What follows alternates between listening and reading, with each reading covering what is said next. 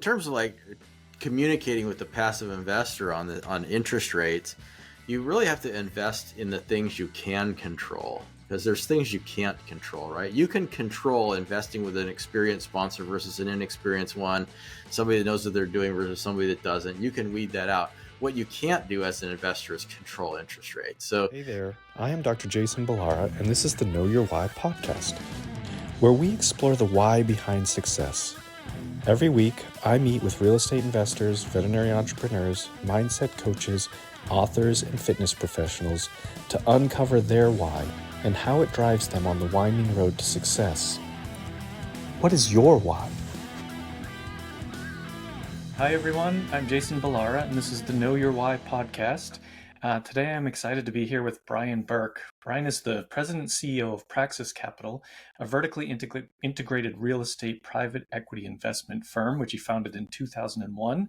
I'm gonna stop there because there's a ton of stuff. One is if you are thinking about being a passive investor, this is his book, Hands-Off Investor. It's fantastic. I think it is the resource on educating yourself to become a passive investor. So, Brian, I'm super excited to talk today. Thank you so much for coming on the show. yeah, I'm happy to be here. Thanks for the invitation. Yeah, absolutely. Why don't we just start with your background? Tell the listeners your story, kind of what brought you into real estate, and kind of a little bit of your journey. Yeah, I'm a recovering house flipper. I started in the house flipping business when I was like 20 years old, and I've done about 700 and something house flips in my career.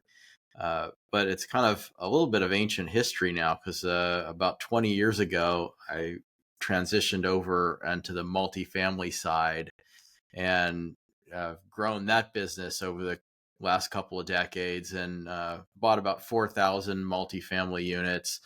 I've sold about 3,000 of those multifamily units. So I've got a relatively small portfolio now because I got out right before the market collapsed here in 2022. So Smart. I managed to escape several market cycles without losing any investor money, and that I'm very proud of. But in our multi-decade history here, I've raised over $300 or $400 million from thousands of investors that have invested in our projects, and never lost any of it. So I think that's the thing I'm most proud of. Yeah, that's fantastic. And you talk about this in your book. A lot of people talk about it. They talk about track record as kind of if you're a passive investor, kind of that's one of the things you want to look at. And I think it's an interesting thing. And I will say, like, I am one of the people that came into syndication in the last few years. So sometimes I hear, I got to look at track record. I'm like, that doesn't mean I can't be good at it. But when you look at true track record, people have to look at people like yourself, like that have been in it for as long as you have and have been through market cycles, because that's probably a good topic of discussion, but the years leading up to 2022 was easy to make money and easy to kind of be successful given the market conditions. And now it's hard to make money and hard to be successful given the market conditions. So I think track record, especially in this space, needs to really be it needs to be through some cycles, so some ups and downs. You've been through the 2008 and now this. I wondered if maybe you could speak a little bit about that. I love that you haven't lost any investor money, which is huge. What things did you do to not lose any investor money, to be, you exited a large number of your portfolio before this? What indications are you looking for to make those decisions? Well, in terms of track record and current market conditions, what's going on right now, we're recording this, it's second quarter of 2024. The multifamily market and commercial real estate market in general have just suffered the beginning of a pretty intense down cycle. I did some research on multifamily pricing. My analysis of multifamily pricing is it's down between 30 and 40% from where it was at the very peak. It was a short and quick peak in 2021 to early 2022. I think first quarter of 22 would probably be, when we look back in history, we'll probably find that was the peak of the market. And, pricing was only there for about a year or so because it ramped up really quickly and then it fell really quickly. But, a 30 to 40% drop is actually deeper than the drop that multifamily experienced in the 2008 great financial collapse, when multifamily fell about 30 to 35%. I think we're at least as deep, if not deeper, than we were then, for a much different reason. But still, nonetheless, it's a challenging time. But it's seasons such as this is when track records are made. If you invested steadily from, let's say, 2010 or 2011 until 2020 or 2021, you had a 10-year solid bull run, you're not making a track record, really, or at least not one that anybody can rely on as being meaningful, because everybody made money. It was really, really simple. That literally a school child could have done it if they could have put together the resources to acquire a multifamily property and resell it later. So it took no talent at all. Now is when this track record gets made, right? If you come out the other side of this successful, it's going to be a pretty impressive track record. If you completely fail, then it's going to end your career. And that's how these things work. So take advantage of this opportunity to make sure that A, you survive it, and B, that you carefully document how it all went and how you survived it and what you did, because that's going to really show your character. It's like in 2008, what got me through is, when we had the same kind of situation where, rent growth tumbled, occupancies tumbled, bad debt accelerated, all those things happened at once. Properties were losing income. I had this one property, I remember, we were generating just enough rental income to cover the property's direct expenses, but had no money left over for debt service. So what I did is I dipped into my own pocket and started paying the mortgage payment. Now, the mortgage payment on this building was $15,000 a month. And I thought I'd probably pay it for a couple months and then things would be better.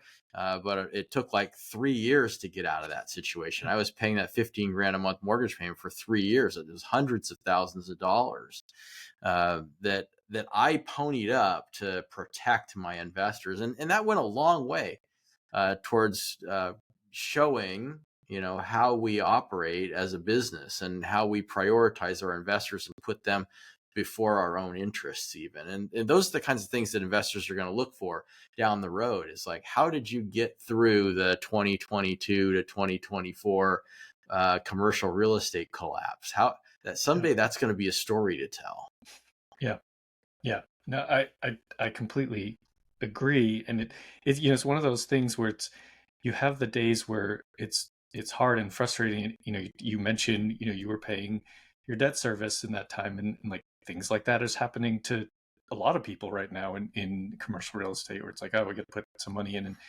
And but I do sometimes on those hard days, I take a step back and I'm like, just think about how proud we can be to come out on the other side and be, kind of, as you said, be proud to not lose investor money, to kind of, because I would think you might agree, but like the expectation is eventually the market cycle will change again and things will get better and values will go back up.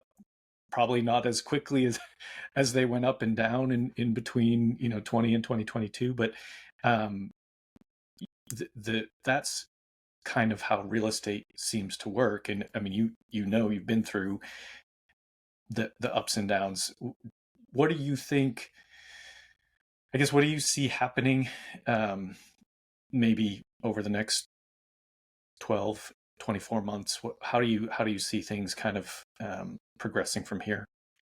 Well, they might get worse. I'm a bit of a pessimist. So I think that whatever pain anyone's feeling is probably going to be intensified over the next 12 months because, the longer these adverse cycles run, the deeper the wound. And that's just kind of always how that works, right? If you have a really quick adverse cycle, you get through it and you're kind of like, oh, that hurt, but that was quick, right? It's like, kind of like Yeah. if you get punched in the face, it's like, oh, that really hurt. But if someone parks a truck on your chest and doesn't move it, that's going to crush you eventually, right? Yeah. And so it's that's what I think we'll probably see. Some groups are going to implode. We're going to see some foreclosures. Groups are going to run out of money, and they're going to have to figure out ways to navigate through this. And it's really going to be, like I said, it's going to be a defining moment, I think. But this is just like any investment. In order to create a bull run, you have to have a bear run. It doesn't just go up forever. I mean, real estate will go up over time, but it's not up in moments in time. And that's a bit of the difference. So, we had this nice 10-year run up in pricing and rents. It's got to take a break, retrace some, and it sets us up for the next opportunity to buy properties at a really good basis and participate in the next leg of in the next upcycle. You just got to survive the down cycle in order to participate. Otherwise, all the people in the next upcycle are going to be another patch of brand new investors that don't have legacy issues. And this is the thing with, people ask me all the time, like, how do you find a really good syndication sponsor to invest with? And I always say that, one of the best indicators is to look at how long they've been in business. Because the longer they've been in business, the more likelihood they've survived some kind of adverse cycle. And it's really, those adverse cycles that show that they have that survivability. And that's how, if they can get through that without legacy issues, then that shows you that they're probably worthy of your trust. Yeah, that's it. It's a great point. And it was something that I always, reading your book and just hearing people talk about track record, I think even myself at first, I didn't necessarily know how I would define that, but it certainly has changed the way I look at it. And like I said, I look to people like yourself and others that have been through multiple cycles, or at least one, significant down cycle, and the, kind of coming out the other side, the challenges that you face in that time. I think one of the best parts about it is how much we learn, right? How much we learn about, well, maybe not everybody should have been taking bridge debt. And like, there's just like that's one example, but the things that we learned that maybe weren't the right way to do it, and getting better at operating and all of that. Well, here's a dirty secret about track record, and it kind of dovetails onto your point right there. People tend to think that track record means, what kind of returns did you produce for your investors, right? And so what was your IRR on your last deal? What was your IRR on average over the last 10 years, and whatever it is, returns. That's what they want to know. Really, what track record really is it's about experience. How many properties have you bought? How many units have you done? How much money have you managed? Those are the things that really produce a track record. Now, certainly you want to have some successful result, but if you're looking at IRRs delivered between the period of 2011 and 2020, that isn't really telling you anything, because everybody's going to do fairly well, right? And if you look at IRRs produced over the period of 2020 to 2025, that's not really going to tell you anything, because the IRRs are probably going to be really low, right? The returns are going to be low. So that's not really indicative of what the future is going to hold. Instead, what you want to see is track record that's meaningful. What did you do, and how did you survive, and what did you produce, and when is track record. It's kind of a totality of the circumstances, not just a bunch of numbers you can punch into a spreadsheet.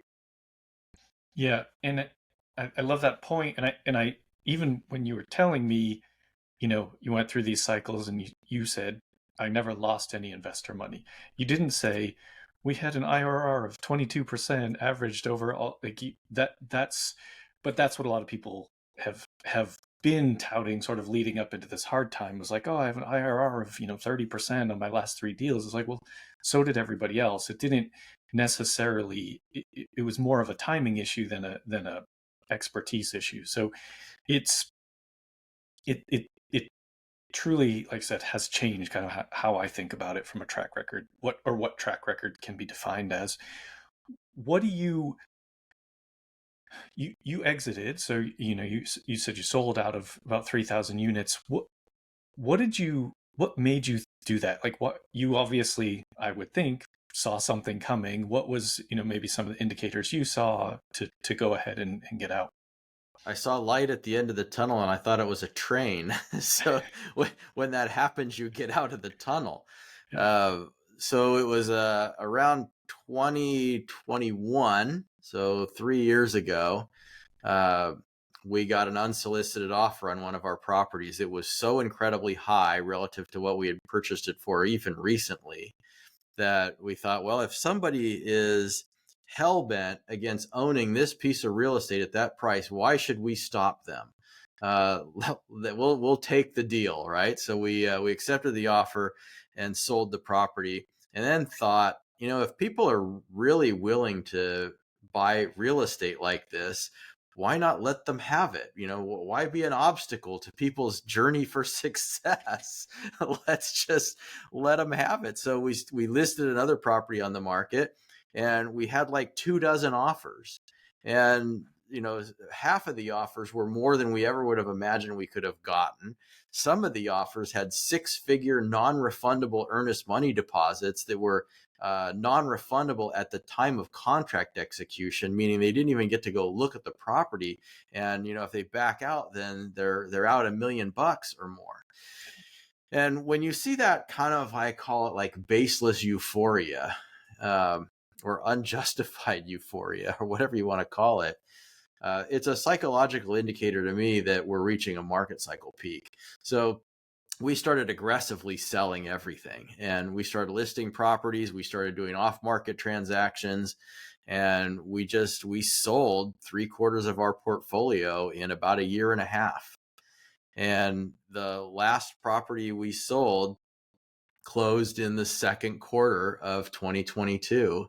It went into contract in the first quarter of 22, which is the exact moment that prices peaked, because by the second quarter of 22, we were starting to see a free fall.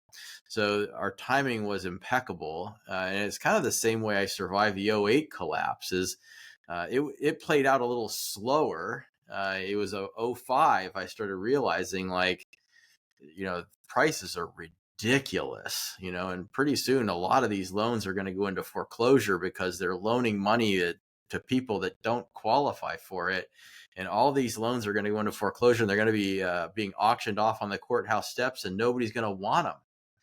And so I really slowed down my buying. I was doing a couple dozen houses a year at the time, and I slowed down to about 4 houses a year, and only would buy if the price was so low that I knew I could sell it, even if the price fell by 30%, and still make a profit. And that's how I survived the previous cycle. So, you just have to try to use, in my case, a little bit of gut feel to figure out when it's time to pivot and get out of the way, and then when to jump back in. I jumped back in heavily in 2009, and it was the exact bottom of the market. And it was such a great trade. We bought like 130 rental houses in the San Francisco Bay Area in like 09 and 10, and sold them 5 years later for massive profits, because, we could time the market correctly. And people say, oh, real estate's not about timing. You just buy and hold and blah, blah, blah. BS. Timing has a lot to do with it. And, timing of getting out is equally important as timing of when to get in. Yeah. And it goes to that Warren Buffett quote of be greedy when others are fearful, and fearful when others are greedy. And it's, it's this again, back to like the theme of track record. Like, it's the knowledge of what to look for in market indicators to know, oh, we needed to get out. And like, honestly, like, suppose the market had kept going up, we hadn't had this problem, and you sold for a big profit.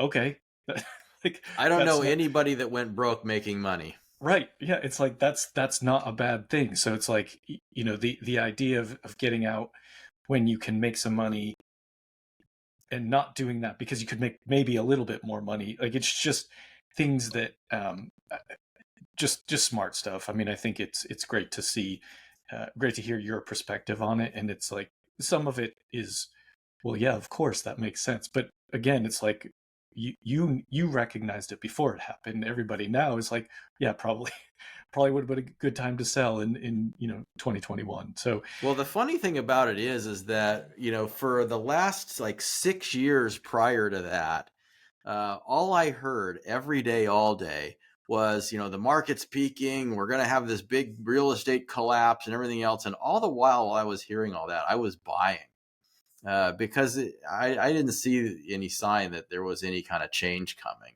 Well, then all of a sudden I saw the change coming. And when I saw it was when everybody else finally capitulated and said, all right, the market's not going down. Let's jump in. So then, of yeah, course, everybody jumps in, and that was the time to jump off. So, reading it's difficult because you're not just looking at like an economic indicator that's published on CoStar or something like that says, oh, the market just shifted, it's time to sell.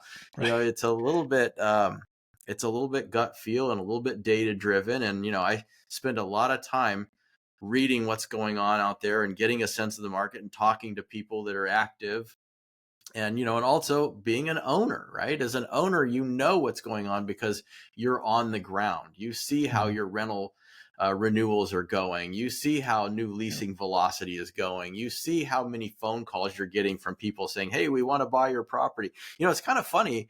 I used to get calls constantly. I mean, every day I'd get 2 or 3 phone calls, 3 or 4 emails. We want to buy this asset. We want to buy that asset, because they see you own it and they want to buy it.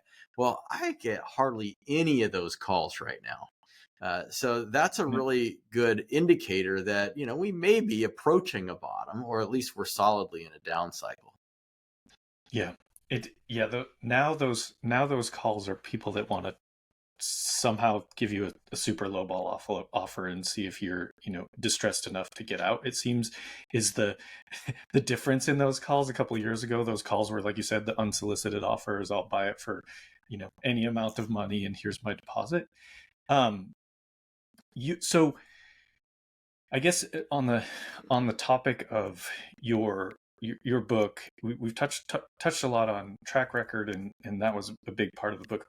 Just for people that are listening, considering passive investing, what maybe other tips do you feel are most important to put out there? Maybe some advice for them at this point. Anybody who's thinking about it. I think there's a lot of people kind of sitting and waiting to see what happens, which isn't necessarily a bad thing. But what's your message to passive investors at this point?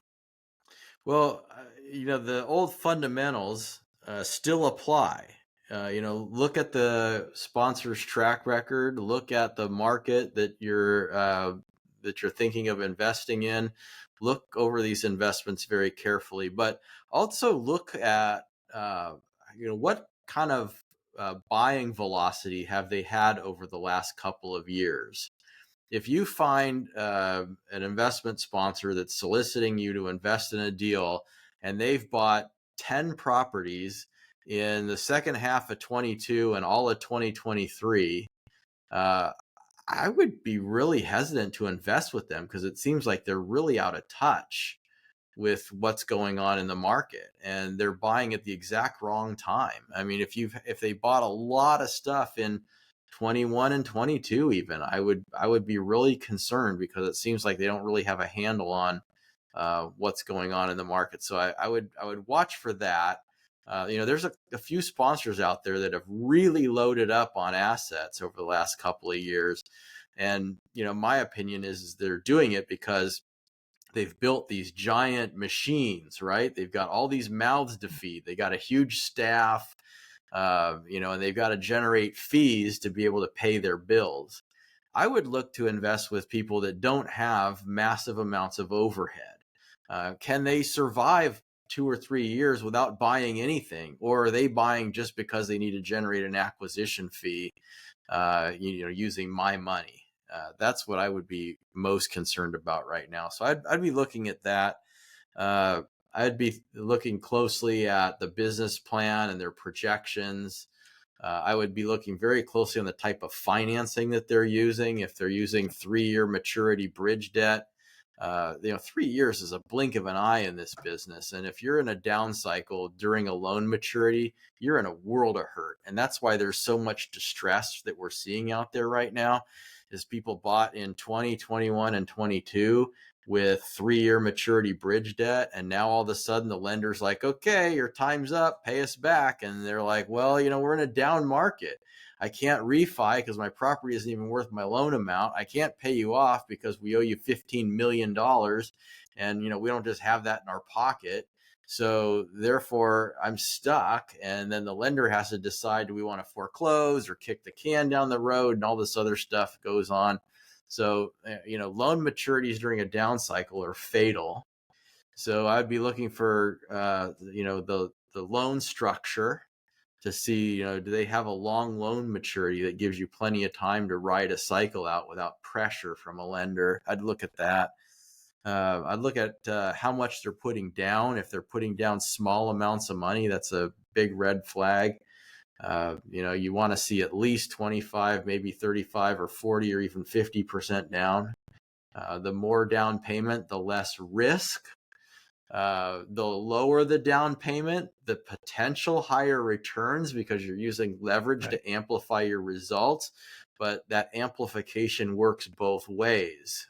It will also amplify your losses if things go sour. So you've got to identify your risk tolerance and make sure that the investment you're considering investing in is a match for your risk tolerance. So there's a lot to think about right now, and that's just the beginning. There's 350 pages of things to think about in the Hands-Off Investor, which personally, I don't think anybody should passively invest in real estate offerings without reading that. Yeah, I would agree. It's a really a comprehensive resource on it, and I think for people, retail investors maybe haven't done much passive investing. It may seem like it's more detailed, more nuanced than they might have the knowledge around, but it arms them with questions to ask the potential sponsors that they're considering. And I just think it really is a great resource to have. It's overwhelming for some people because they're like, I don't even want to know all this stuff. Well, the only thing I can say to that is you need to know it, or you need to really spread your risk. If you've got a lot of money to invest and you invest small chunks in like a bunch of different offerings, the law of averages, as long as you're like investing with experienced sponsors in quality assets, you can kind of then ignore some of the minutia because, some of these are going to win, some of these are going to lose. The idea is that you win overall. But for smaller investors that don't have millions of dollars to invest and spread around, you got maybe a couple $100,000, and these things have $100,000 minimums, and you're going to put 50% of your investable capital into a deal. You really do need to know the nuances, because you can't use the law of averages to smooth your results. Yeah. Great point. And I think, just to maybe reiterate something you mentioned before, that the debt structure is, to me, my takeaway from this down cycle is the debt structure might be the single most important thing when it comes to choosing an investment, whether you're active or passive. Like it's very clear that, as you said, like you want a longer time horizon to have your exit. You want to plan your exit, not have it planned for you, I think is kind of the way I feel about it now. And it's just so, as you said, like the higher leverage is going to increase IRRs, lower leverage might decrease that. When you're talking to potential investors about deals, and I'll follow this up with sort of what you're looking for right now, but when you're talking to investors, it seems, social media probably the best example, but it seems like everybody leads with the IRR, or now they're leading with average annual return because of the conditions we're in right now, and IRR is time based, and so they change the metric that to that looks the best. When you're talking to investors about deals, what are you leading with? What information do you put out there, and maybe relate that to what deals you're on the lookout for at this time? Well, we start with the fact that we've been in business for, 23 years, and I've been doing this for 34 years, and that we have 106,000 units of multifamily experience under our belt in our senior management team.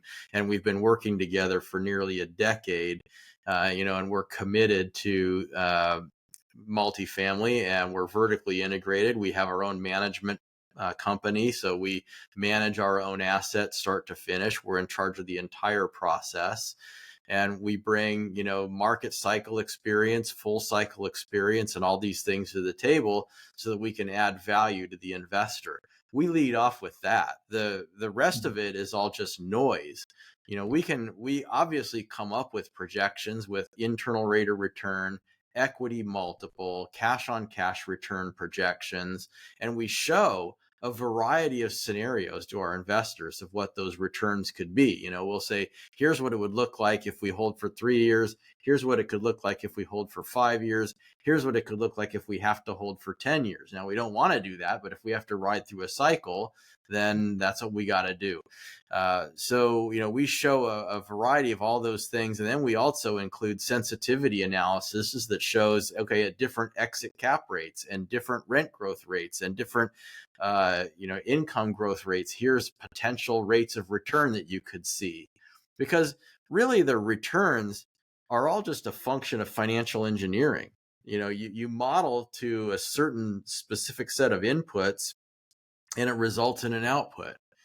And if your inputs are wrong, your output is wrong. And the only thing that I can absolutely guarantee you in this business, there's not a lot of guarantees in this business, but there is one guarantee, and that is that your financial modeling is going to be wrong. There's never been, in my knowledge, any real estate deal that's performed exactly to the modeling. Even if it's off by a few dollars, it's off, right? You're always going to either make more or less. You're always going to sell at a higher or lower cap rate than projected. So you're going to take your best guess. You're going to use that to develop a plan and to show a roadmap. But investors need to understand that the sponsor's ability to navigate the whole investment cycle is really what you're hiring them to do. And the investment is, anybody's guess, because, if you invest in a stock, you hope the stock is going to go up, but what if it doesn't? It may or may not. So, when you invest in a mutual fund, investing in a syndication is kind of like investing in a mutual fund where you're not buying an individual stock. You're basically hiring a manager, the mutual fund manager, to select and buy stocks for you. You're going on the experience of that manager to hope they pick good stocks, and you're going on the experience of your real estate sponsor to pick good real estate and to develop returns to the best of their ability given the market that they're presented with. So that's really where we lead off. The returns really aren't it. And of course, investors are the other way around. Investors are like, crowdfunding did this to the investment world, is they give you, here's a website, here's 20 different investment alternatives you can invest in. And they each have a little tile on the screen, and each tile will say 123 Main Street, 14% IRR, and Marvin Gardens, 22% IRR. And people go, oh, look, that's the highest number. I'll pick that one. Yeah. And that tells you nothing. Yeah. Yeah. I don't like the crowdfunding situation. I think it's also, I think if we're looking at syndications in commercial real estate as a way to like meaningfully change someone's financial situation, the fact that you can go on a crowdfunding website and invest $1,000 in a deal you don't know anything about, like that's not meaningfully changing anything for anyone. Like it doesn't, I don't think it helps people. Thank you for that description on kind of what you talk to people about and all the things you're looking at here. What you didn't say was interest rates, which is what gets all of the headlines, but it's just so, it's not that it's a insignificant piece of the puzzle, but it is not the most significant piece of the puzzle, but it's what gets most attention because the quick change in interest rates hurt a lot of people because there was floating rate debt. So what are you looking for, both from a deal standpoint and maybe your debt structures, kind of moving forward? Yeah, so it's in terms of like communicating with the passive investor on interest rates, you really have to invest in the things you can control because there's things you can't control, right? You can control investing with an experienced sponsor versus an inexperienced one, somebody that knows what they're doing versus somebody that doesn't. You can weed that out. What you can't do as an investor is control interest rates. So now we we have a little bit of a unique philosophy on real estate debt, I think. First of all, I have an allergy to bridge debt. I hate it. I don't like anything about bridge debt. The interest rates are higher because the spreads are higher. Uh, the uh, uh, the maturities are way too short to execute a business plan and remove the risk that an adverse cycle gets in the way. So I throw that option out the window. And personally, if anybody presents a deal to me that they want me to invest in it and they're using 3-year bridge debt, I'm probably going to pass. So that's kind of first and foremost. Now, there might be some really unique circumstances where bridge debt might come into play, but there's a different way you can do it. I did a bridge debt deal, I don't know, 3 or 4 years ago, but I did it completely bass backwards. I only would take 70% LTV, and I wouldn't take any renovation dollars in the bridge loan. I wanted to fund all the renovations out of equity cash. And the bridge lender almost didn't know what to do. They're like, well, wait a minute, we have to have that. And I'm like, no, you don't, So after round and round and round with the bridge lender, they finally agreed to loan us less money than they wanted to. And we took the bridge debt deal. And with the low leverage, I knew, even if the market moves against us, the leverage is low enough we can finance out. Right. But the only reason I did it was because of the property itself didn't qualify for agency financing because it didn't have 90% occupancy for the past 90 days. That's a pretty fixable thing, right? Otherwise, that deal would have qualified for agency all day long.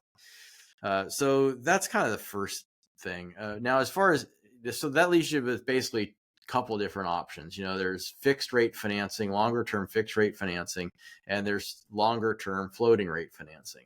Now, I've been a proponent for years of long-term floating rate financing. And people at some point say I'm crazy. And right now you'd probably say I'm wrong because interest rates went up and we have that interest rate exposure. And I can tell you where I sit right now on the properties that I own, God, I wish I had fixed rate financing on it. Of course I do, because the interest rates went up and we absorbed the interest rate risk.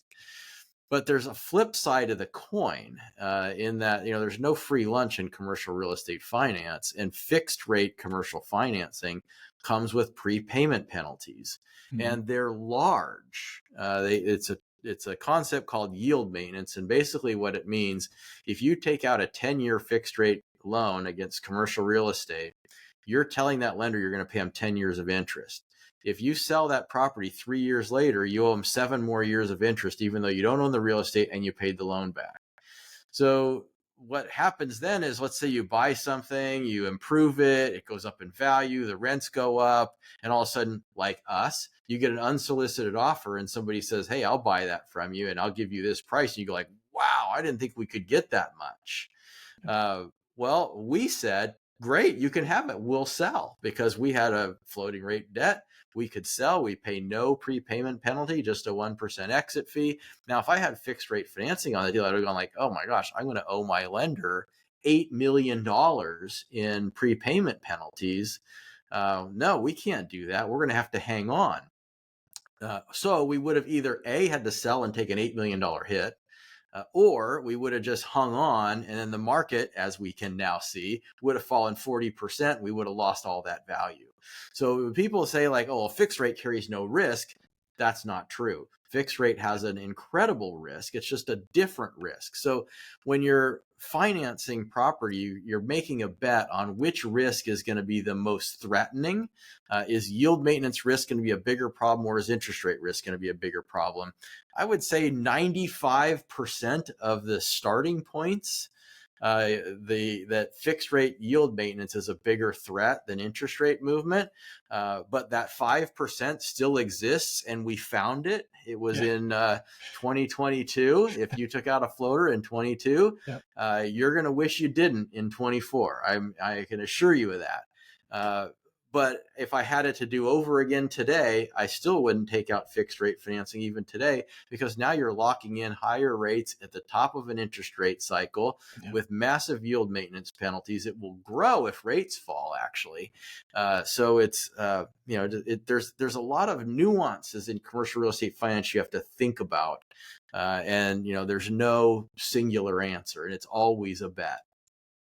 Yeah, I guess I'm happy to hear you say that, because that's how I sort of look at it right now too. I'm like, with the optionality of your exit is hugely important, I think. And yeah, as you said, with a fixed rate debt, you're locked in for, X number of years.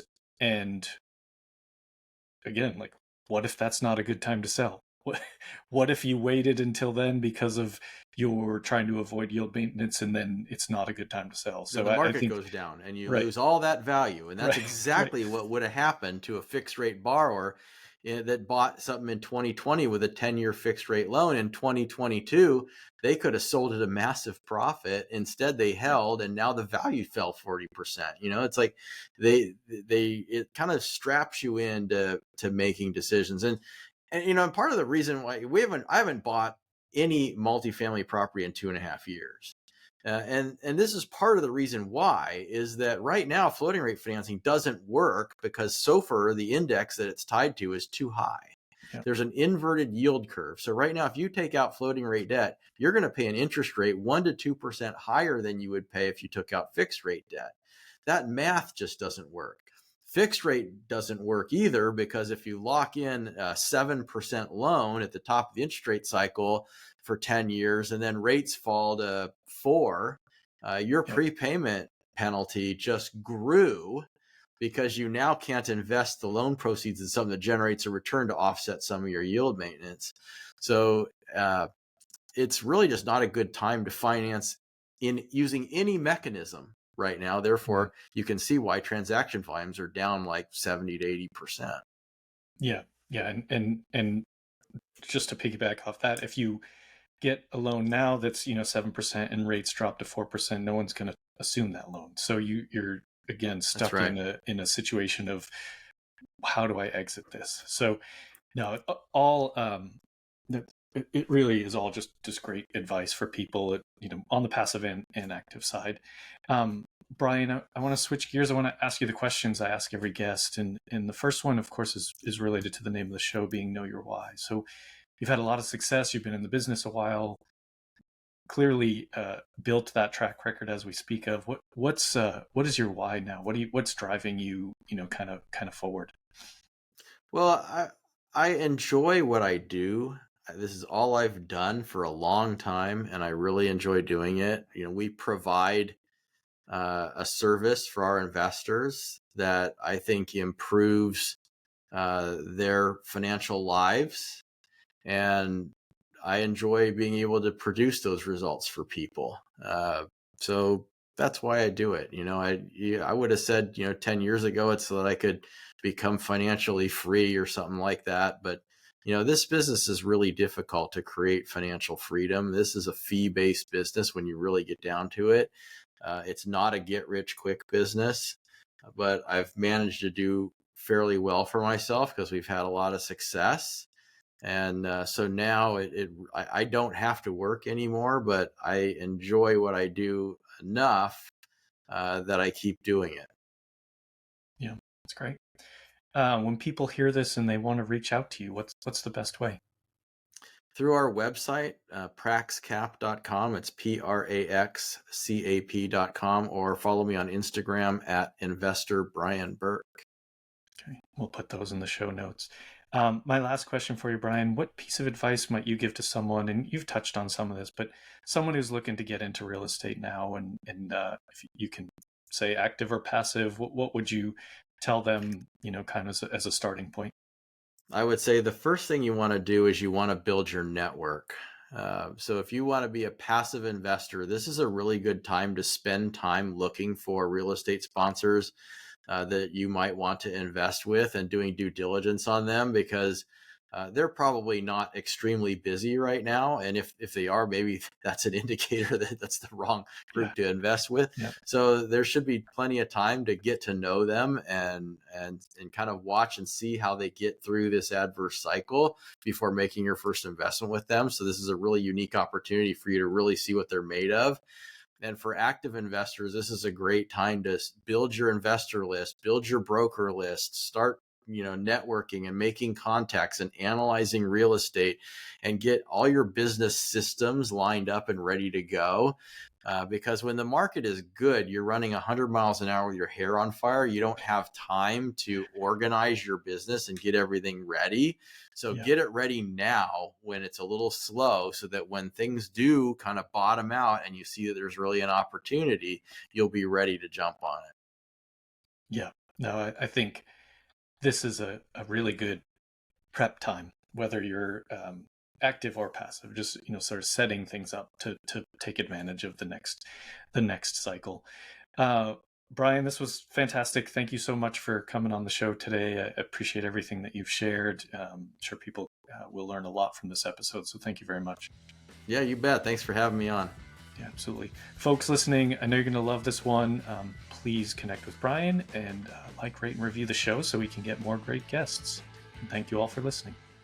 Hey there, I am Dr. Jason Ballara, and this is the Know Your Why podcast, where we explore the why behind success. Every week, I meet with real estate investors, veterinary entrepreneurs, mindset coaches, authors, and fitness professionals to uncover their why and how it drives them on the winding road to success. What is your why?